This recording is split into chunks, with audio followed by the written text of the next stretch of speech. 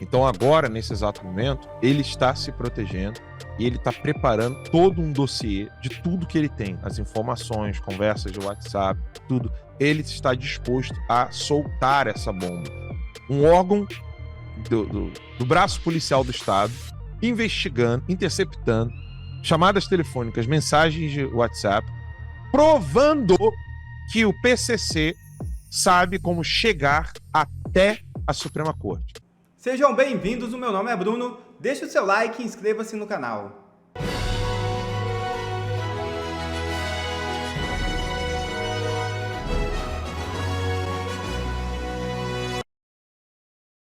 CNJ age de forma extremamente estranha diante de denúncia gravíssima. É isso mesmo. O senador Rogério Marinho afirmou que pediu ao Conselho Nacional de Justiça para investigar ilegalidades nos pedidos do gabinete de Alexandre de Moraes no STF ao órgão de investigação do TSE durante o pleito eleitoral de 2022. Segundo informações, alguns desses pedidos ocorriam por meios informais, como por aplicativos de mensagem. Abre aspas. O CNJ, de pronto, arquivou, dizendo que eram diálogos naturais de quem exercia aquela atividade. Não podemos aceitar que esse é o novo normal. Fecha aspas, disse o senador. Em resposta a Rogério Marinho, o jornalista americano Glenn Greenwald, durante a audiência no Senado Federal, assegurou que não possui novos materiais sobre o assunto. Abre aspas. Tem mais um ou dois assuntos que ficamos investigando por meses. Queríamos encontrar mais coisas, mas não conseguimos fechar o material. Ainda estamos tentando. Eu publicaria tudo o que eu conseguir provar. Fecha aspas, disse Glenn. Em entrevista à Rádio Auriverde, o jornalista exilado nos Estados Unidos, Alan dos Santos, fez novas revelações bombásticas. Veja o vídeo. Alan, queria te ouvir sobre a audiência ontem na Comissão de Segurança Pública no Senado, teu nome citado várias vezes, aí tem a questão do Tagliaferro, a participação do Glenn. Eu queria te ouvir nessa síntese do que você viu e ouviu ali ontem, Alan. Vitória, em primeira mão, quero dizer aqui para você que eu estou conversando com o Tagliaferro há mais de um ano, tá? Eu tenho conversado com ele e, inclusive, ele tem seguido as minhas orientações com relação a se proteger, né?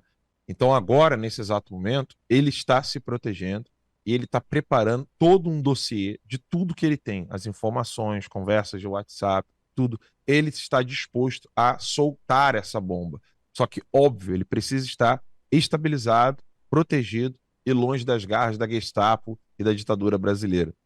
E ontem, a audiência era sobre aqueles áudios, né, vazados pelo Eustáquio, e o Tavares noticiou isso. A audiência de ontem era sobre isso. Eu quero ler algumas coisas que o Glenn Greenwald ele chegou a dizer, porque eu estou aqui olhando as notas taquigráficas da audiência de ontem. Então, o que eu vou ler aqui é literal, oficial e registrado nos anais do Senado. Ou seja, não é algo que eu estou interpretando, não é algo que eu estaria dando a minha interpretação sobre o que foi dito ontem. Então, o Glenn Greenwald, ele disse o seguinte: finalmente eu quero falar que às vezes parece que não, mas eu vou ler como foi dito, tá? Então vai ficar um pouco truncado, porque é nota taquigráfica, é o texto do que foi dito de fato. Finalmente eu quero falar que às vezes parece que não, mas tem muitas instituições brasileiras que não querem criticar Moraes, mesmo quando ele está obviamente abusando do poder. Ou, nesse caso, falando falsidade. Glenn Greenwald, tá? E ele diz: agora tem muitas revistas, jornais grandes, internacionais, que o Estado, que estão criticando, que o estão criticando por tudo isso. A mais recente, The Economist, a revista britânica, que obviamente não dá o menor apoio para o movimento Bolsonaro. Eles odeiam o populismo de direita, mas mesmo assim estão denunciando o que está acontecendo aqui. O The New York Times fez isso várias vezes. Também quero enfatizar que uma das conversas que pudemos publicar, uma das divulgações, foram sobre o caso do Alan dos Santos. No caso de Alan dos Santos, Moraes estava indignado porque a Interpol rejeitou ou ignorou o pedido dele para mandar botar na lista vermelha, no caso, a mim. ignorou o pedido dele para mandar botar na lista vermelha o Alan dos Santos, e a Interpol disse. E Moraes disse isso na outra conversa, que a Interpol acreditou que ele não cometeu crimes, que ele estava sendo perseguido pelas opiniões, pelo jornalismo, e isso não é permitido de entrar na lista vermelha da Interpol. Então, nunca entrou. Depois disso, o governo americano negou e ele enfatizou que quando o governo americano negou, era o Biden, não o Trump. Eu não vou ler tudo que está nas notas taquigráficas do Senado Federal Brasileiro, mas agora nós temos uma das audiências mais importantes que já aconteceram até agora, onde o Glenn Greenwald, que não é de direita, anunciou, mostrou que, de fato, Alexandre de Moraes é pior do que todo tipo de corrupção e abuso de poder que o Glenn Greenwald já viu. Tanto é que ele disse que não tem como ter democracia sem essa liberdade de publicar o material obtido, por exemplo, em referência aos 6 gigabytes que ele tem lá de informações. Ele disse que teve que parar de publicar. Diga. Não, inclusive ele falou que é impossível comparar, né, a Vaza Jato com esse momento. Ele falou é incomparável, tamanha gravidade, né? Sim, Pitoli, porque vamos entender um pouco o contexto de tudo isso. Nós tivemos servidores do STF envolvidos com tráfico de drogas. Nós tivemos uma matéria do Metrópolis, também não ganhou repercussão da grande mídia, dizendo que um narcotraficante do PCC usou a filha para poder chegar ao Cássio Nunes e não teve êxito, e que por isso vai procurar o Fachin.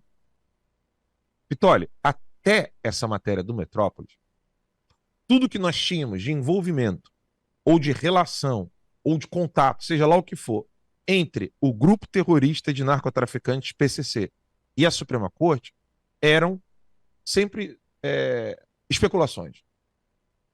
Até essa matéria do Metrópolis, ninguém tinha um papel, um documento. Aí, de repente, tem uma investigação, então, ocorre uma investigação na Polícia Federal e a gente tem acesso a algo que é concreto, já não é mais uma especulação, já não é mais um disse-me-disse, telefone sem fio, denúncia anônima. Não. Agora nós temos um órgão do Estado policialesco brasileiro, ou seja, um órgão da Polícia Federal. Não, perdão, não foi da Polícia Federal, foi do GAECO. Um órgão do braço policial do Estado, investigando, interceptando chamadas telefônicas, mensagens de WhatsApp, provando que o PCC sabe como chegar até a Suprema Corte. Ponto 1. Ponto 2. Que além de chegar na Suprema Corte, nós temos a comprovação de que o Cássio Nunes, indicado por Bolsonaro, não faz parte do esquema. Olha que absurdo que a imprensa não noticia. E o ponto 3 é que os narcotraficantes, sabendo que Cássio Nunes, indicado por Bolsonaro, não é uma porta aberta para a facilitação do narcotráfico, o Fachin seria. Isso que a imprensa diz. Metrópolis disse isso. Pitoli, por muito menos, eu fui parar uma semana no Jornal Nacional.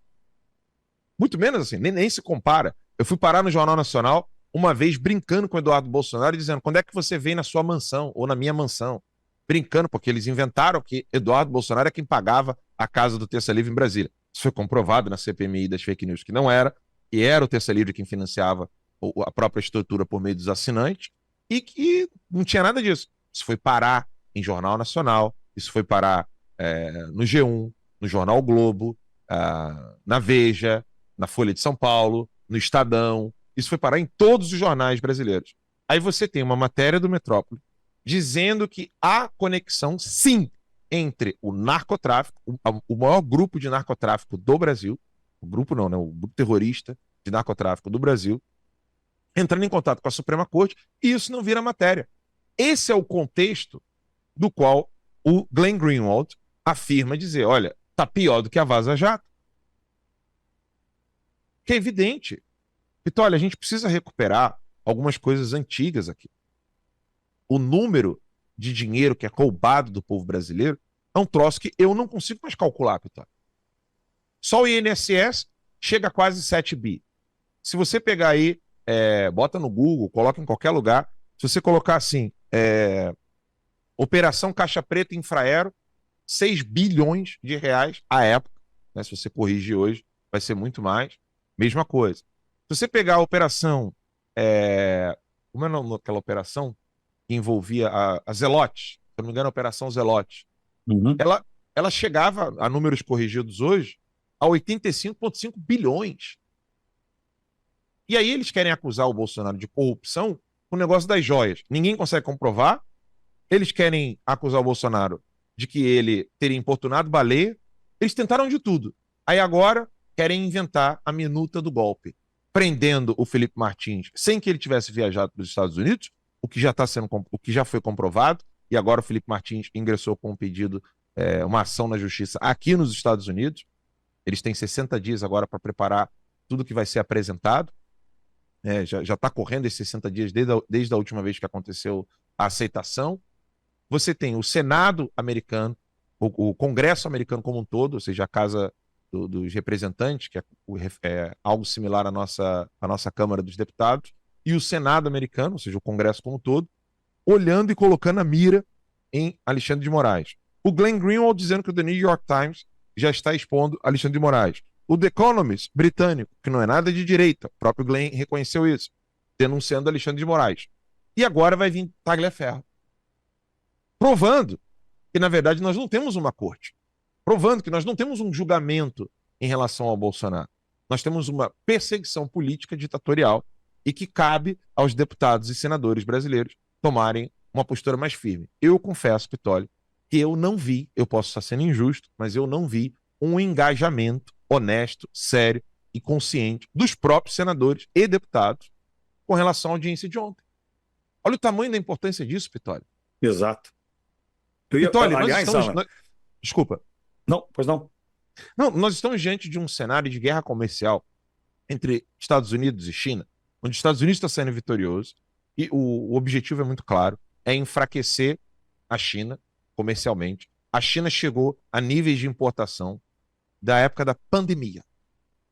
São dados oficiais. A China já chegou em menos de um mês de retaliação, de guerra comercial entre Estados Unidos e China.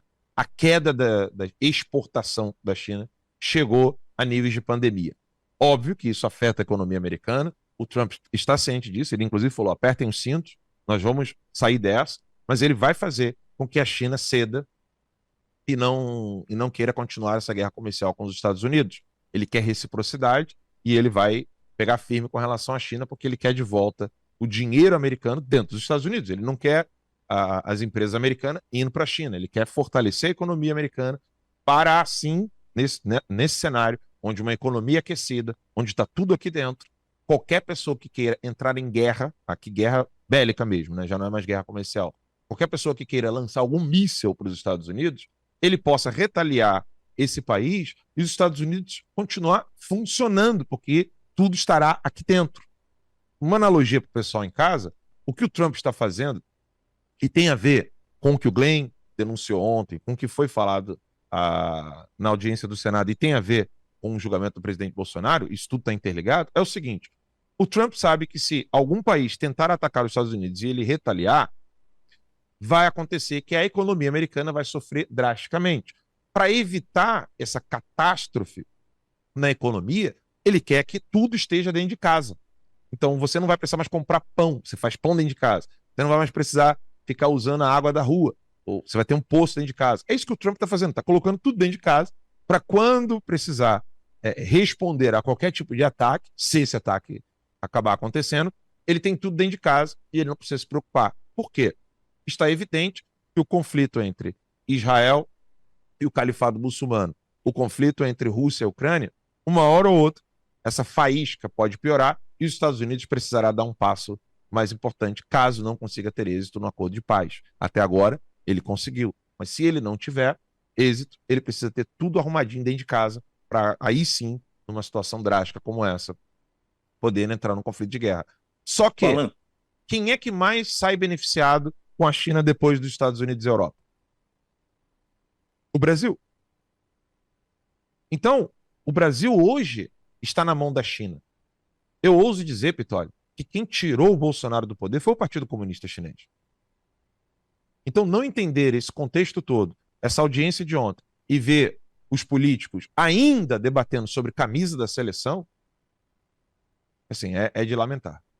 Alan, você tem uma visão além do alcance, e eu quero abusar do teu conhecimento aí, até mesmo porque às vezes a gente, no meio do problema, a gente acaba usando de uma miopia, né, Alan? Faz parte, a gente está aqui, você vendo de fora. Minha dúvida é, ontem, entendo eu, depois da fala do Glenn, de todos os posicionamentos que a gente teve ali dentro da Comissão de Segurança Pública do Senado, entendo que o parlamento deveria ter se manifestado e pedido explicações imediatas ao Tribunal Superior Eleitoral, que teve a sua estrutura usada para perseguir pessoas fora do pleito, fora do processo eleitoral, pessoas que iriam se manifestar nos Estados Unidos quando os ministros da Suprema Corte ali estiveram, enfim. Eu não vi nenhum movimento nesse sentido imediato, né, para tentar, num movimento rápido, mostrar o seguinte: espera um pouquinho, estão usando a estrutura do Estado como Tribunal Superior Eleitoral para perseguir, atendendo pedidos de um ministro, quase que no CPF dele. Não vi nada nesse sentido. Nas redes sociais também pouca coisa do ponto de vista de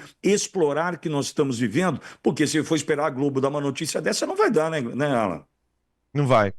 Eu até entendo, Pitólio, um certo medo e receio, por exemplo, das pessoas comuns nas redes sociais. Mas os políticos, eles precisam ter uma postura um pouco mais firme. Ontem eu vi o Sóstenes recebendo o oficial de justiça, entregando lá. Primeiro, eu gostei de ver que todos os deputados estavam ali, deputados de diferentes partidos, tá?